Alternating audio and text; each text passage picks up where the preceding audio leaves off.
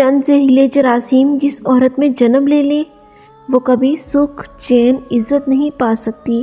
مندرجہ ذیل عادتیں، حرکتیں اور کمزوریاں گھر کی بربادی کا باعث ہوتی ہیں۔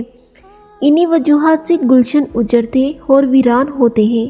عذراء کرم اپنے مستقبل کا خیال رکھتے ہوئے یہ طور طریقے فی الفوراً چھوڑ دیں۔